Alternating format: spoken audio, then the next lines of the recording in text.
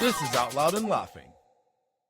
What is up, out loud and laughing? We are back with another episode, and today we're feeling a little extra sentimental because we're talking about the family you choose, not the kind of family that asks you, why are you still single at Thanksgiving? We're talking about the real deal, our chosen fam. And speaking of chosen fam, today's guest is literally the architect of a global network of support. He's a salon owner from rural Tennessee who decided that if someone's biological parents won't show up for them, he and thousands of others will. Please welcome the founder and CEO of Standin Pride, the internet's favorite stand-in dad, Daniel Blevins. Welcome, Daniel.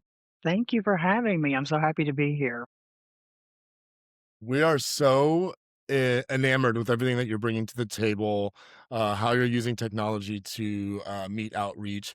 Daniel, welcome. We've been following your journey, right? So, well, not in a creepy way because, that could be weird, but you've been a stylist and a salon owner for over 25 years. Does that background help when you're parenting a community of thousands? Because we know hairstyles are basically therapists with better scissors. So tell us all about that.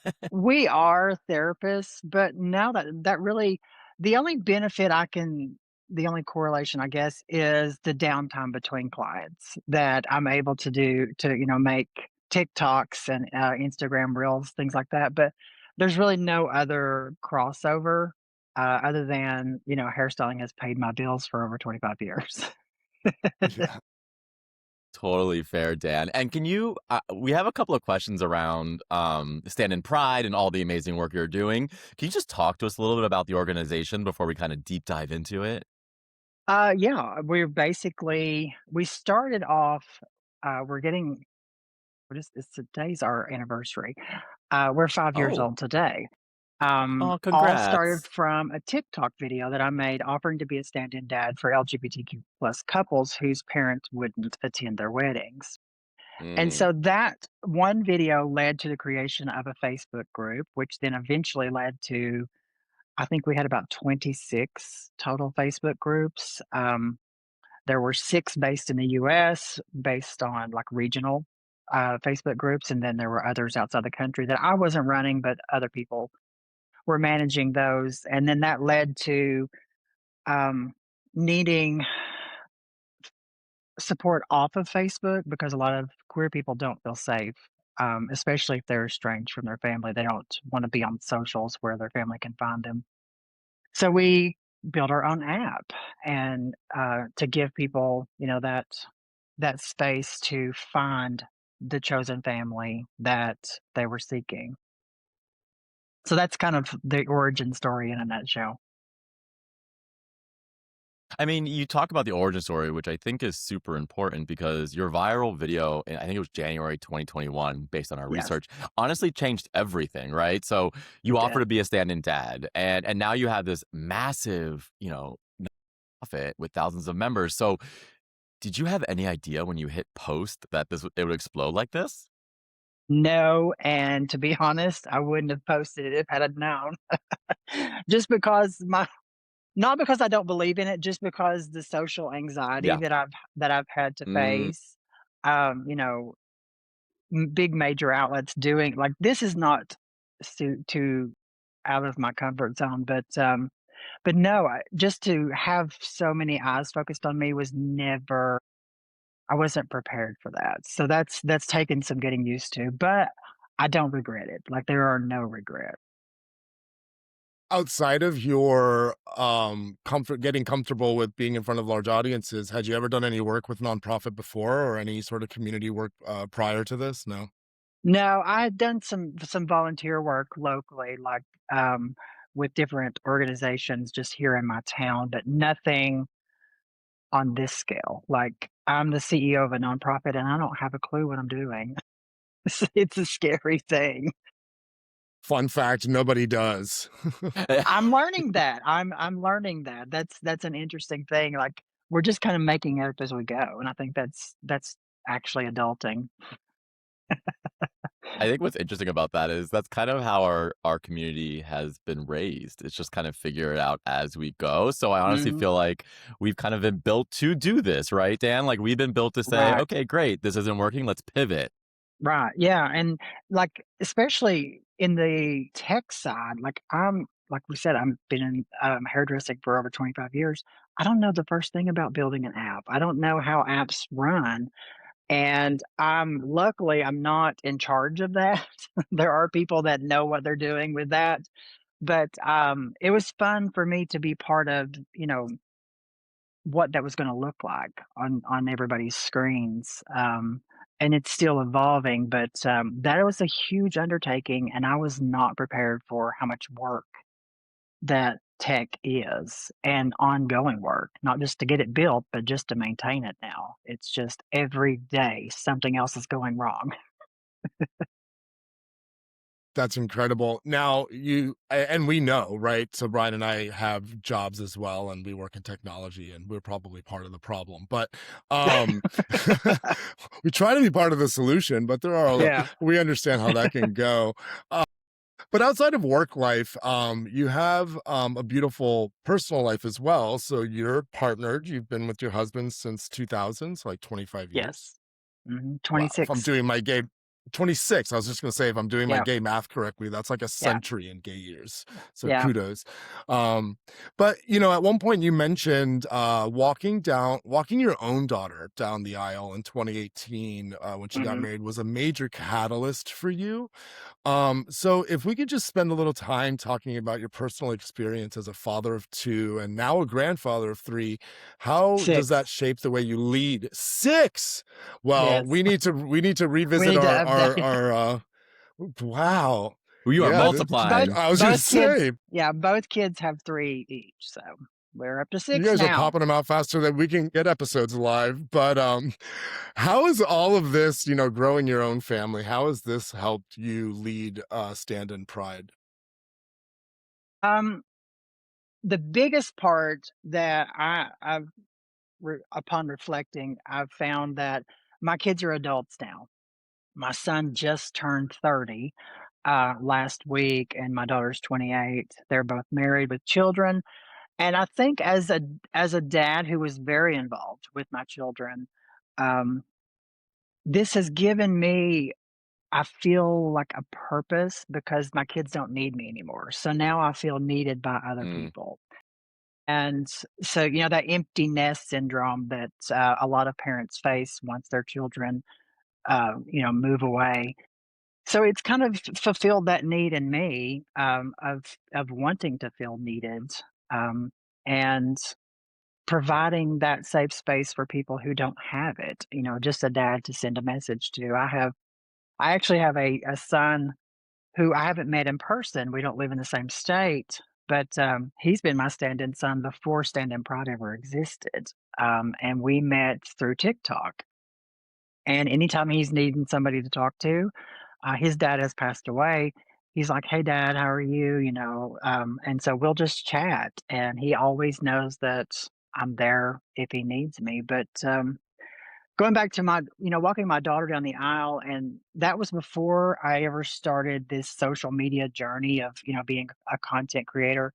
And so it really resonated with me once I got on TikTok and started seeing these videos from people, my parents are not going to be there. I'm like, that was the greatest day of my life. I was such a proud dad, to be a part of that beautiful day and making my daughter's day so special. And I just can't imagine somebody not wanting to do that. So, having the opportunity now, a few years later, to be a part of that for others, is just one of the most incredible honors of my life. So it's truly been an amazing journey. I mean, first of all, Dan, I have to say, grandfather of 6, and you look amazing. So Thank Yeah. just you. kudos to you for looking not a day over. We are still in our prime. So I just want to call that out. Yes. But what I wanted Thank to you. figure out too is I am maybe just a little look under the hood if you want to rewind a little bit. I'm a dad of Okay. 2 via surrogacy. Would love to even just learn like how did you start your family back when? I married a woman. I did it the old Yeah, fashioned okay. way. Yeah, listen. Um, trying to hide my sexuality, I married a woman straight out of high school. We were both 19. I grew up very immersed in the evangelical Christianity church, and Yeah. was taught, if you just find the right girl, it'll all work out. And, it didn't. Um, we were married for 5 years and had the two children that way. And then we co parented until they were adults.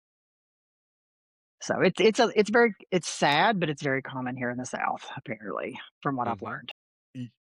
Yeah, and also I was gonna follow up with, if you don't mind sharing, you can share, what your journey was like, because it sounds like, I mean, all of our coming out stories are so uniquely ours.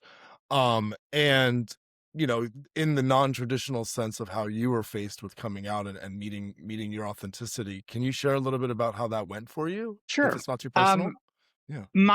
by getting married and having children so young, a lot of my youth, and I often complain I never got to be a twink, and I'm really salty about that. Um, Fair. but Totally fair. yes, I've but never heard it put that way, and I'm dying. That's great.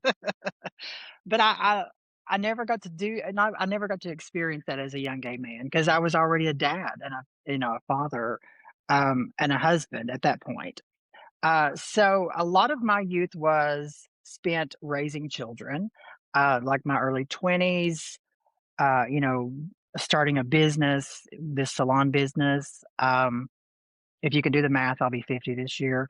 But I didn't actually come out publicly. Like those closest to us have known, for many years. But my husband and I got married in 2019, after being together, at that point, 19 years. Um, and one of our best friends is a photographer. So he and her and her husband's a photographer. So they came along with us. We had just had a courthouse wedding, and that was our coming out. Was him posting those wedding photos to Facebook. And back then, it was a huge thing in our small town. And again, those closest to us knew because we'd been together for so long at that point, but it was a very public coming out. And he and I had decided, if we were going to do this, it's time that we become the people that we needed to see when we were younger. And that's kind of how I approached my coming out publicly is, if I can prevent another young person from taking the long way around to living their authentic self, it would be all worth, any kind of backlash. And there was some, but it wasn't anything major. Especially being business owners, it was a little scary because we're like, how's this going to affect our business and stuff like that. So, a gay hairdresser, the shock and awe of that. But there was some, believe it or not. So it was, Denial. yeah, yeah. And a lot of people, I think, they reacted negatively to that because they were finally faced with it. It was okay if it was like something unspoken, but to see it, and really have to accept it, some chose not to, and that's okay. They were quickly replaced. mean, taking it back to, Standin Pride, because I feel like all of this has probably propelled you to want to do this more because at some point you were probably in the shoes of some people who need this support. And so we know that you were inspired by Sarah Cunningham, I believe, of Free Mom Hugs at one point, and it feels like there's almost like a parental Avengers forming, which we love. Yes. How does Standin Pride go beyond just weddings, right? Because I know we talked about it a little bit. You launched an app, and what's the goal, and on how you're kind of create all these different outlets for people to actually engage with Standin Pride, find support, and feel that kind of sense of safeness.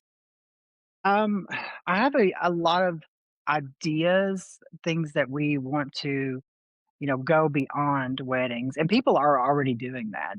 I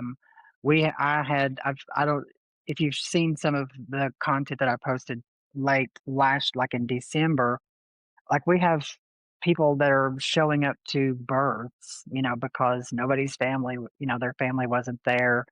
Um, there's just stories of um, the holidays.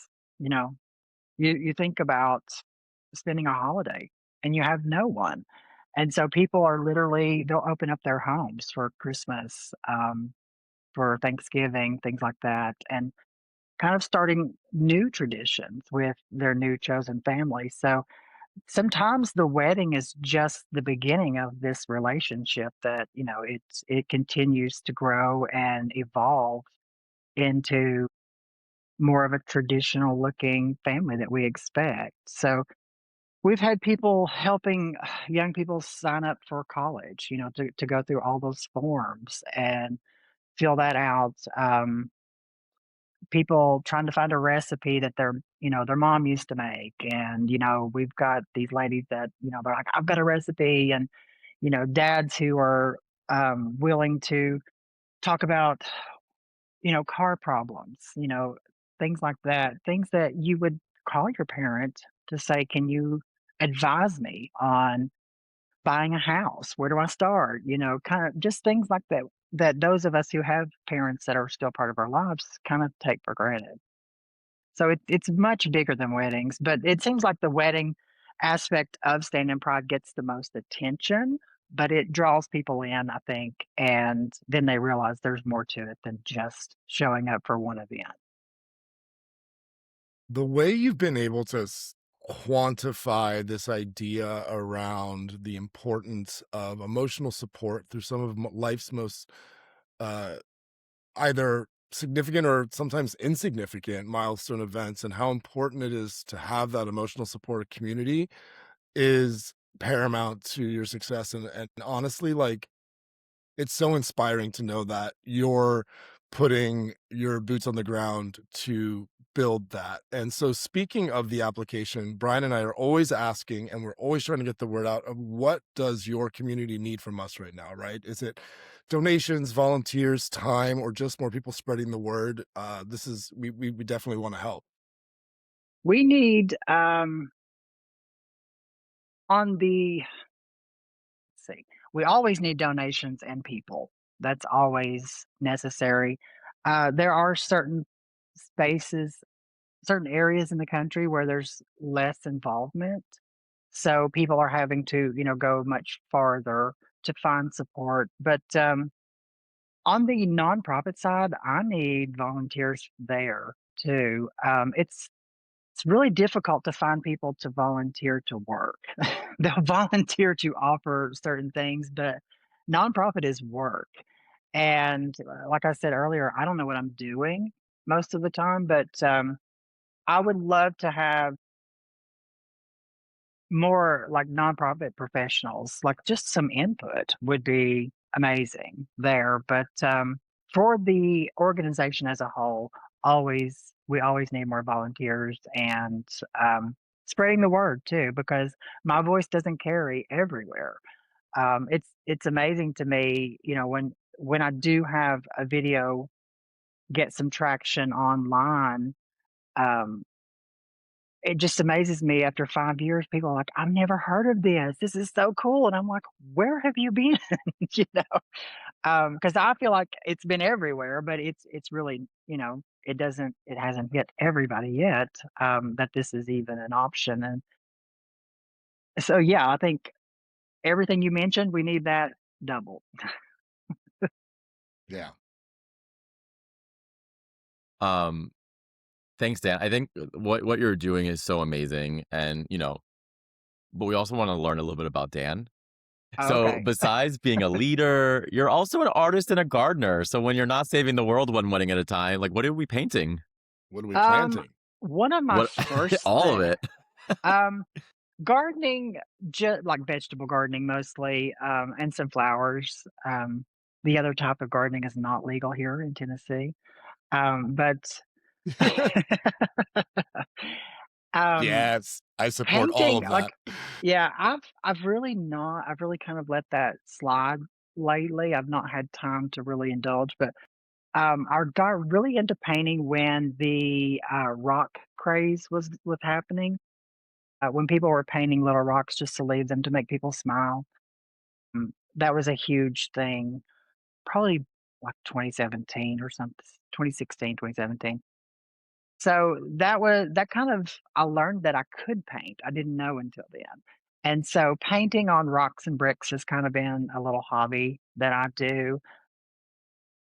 but I haven't done it lately. And, I love being outside and working in the garden.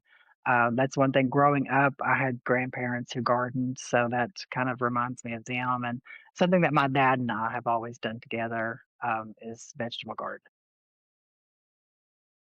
What a good reminder for people who give so much of themselves to remember to find ways to give back to yourself and Yeah, yeah, recollect, because those sound like lovely activities. Daniel, you spend so much time. It's apparent you spend so much time being the stable, supportive dad figure for everyone.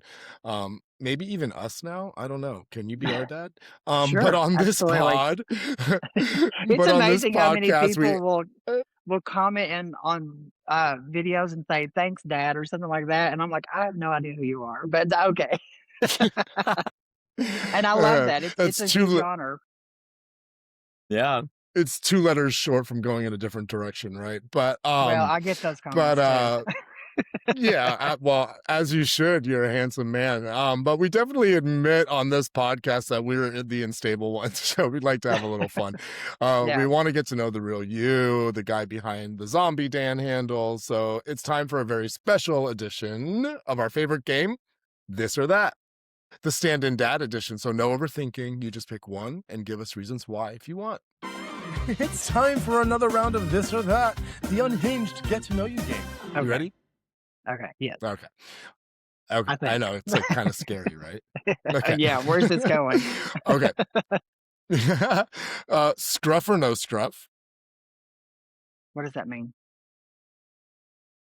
I don't Do you like a scruffy man? Do you Oh, like a a scruffy scruffy app? I don't know. It can see, mean I'm whatever a you like, you know. scruff, I think of cats or a dog, like you're just picking up other scruff. Um, I guess a little of both. Like I'm not partial one way or the other, so I couldn't really pick one or the other. It depends on the You man. come off as a groomed man. Yeah, it does Yeah, depend, but you would groom him up anyway, so. right. Yeah, I'd clean Democracy him for up. hair. I love it. Okay, Dan, are you a chess guy or a buck guy? Chess. I like that. That's a good answer.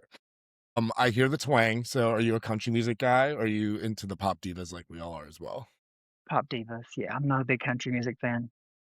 I And would that's say surprising. 90s country. I'm all about that. Current country, no. So I would lean more to the pop and R&B of this spectrum, I guess. We John and I were 90s kids and like stuff too. So like when we think about 90s country, I just want to unpack that a little bit. Like Shania Twain, Yes, Faith Reba Hill type country, or McEntire, like uh, deep. Yes. yeah, Winona, yeah, those popular in the Le '90s. I'm all about that. Leanne Those Rimes, I divas. love me some Leanne Rimes. Yes, Those are divas. Yes. divas. Yeah, Yes. Okay. I like that. Thank you for giving yeah. us more answers on that one. Okay. If you eat a long day, you need to like clean yourself or not. Do you want to take a shower or a bath? Shower. I can't be I like still how you long enough to said, take a bath. I like yeah, I like how just you sitting said there clean like it's boring. yourself. Yeah. Yeah. It's such a Like hot he's a take. dirty man. Showers and baths. Yeah. All right. You shared a little bit about what you do in your free time. Would you rather be painting or would you rather be gardening? Gardening. I'd rather be outside. Not today. Yeah. Not So today. When it's warm and sunny outside, for sure. I love it. Okay, this is where John and I differ. Are you an early bird or a night owl? Early bird. Same. Yeah, I could be yeah. both, but I I've really always You like kind of are been gardening as both. well. I'm an introvert. I'm a very big introvert. So, for me, it started when my kids were younger and having to get them up for school. Like, I felt like I needed to get up an hour, sometimes 2, just for Yes, the yes, quiet yes, yes. time. And Yes. so even after they grew up and moved away, that kind of still continued. I get up a couple hours before my husband just so I don't have to talk to anybody. Even in a round of this or that, you are letting Brian feel seen and validated. You I Yeah, just feel don't very seen you and just you validated. just good. don't stop, Daniel. I mean, I'm yeah. glad I'm glad This I'm is not therapy. alone. No. But when you do stop to renourish yourself, are you, craving some Tennessee barbecue or maybe, pizza from NYC? I've never been to NYC, so, Ooh, yeah, it's kinda sad. We'll have to But, we'll have to I'm change not a that. huge we'll have to change it. barbecue fan.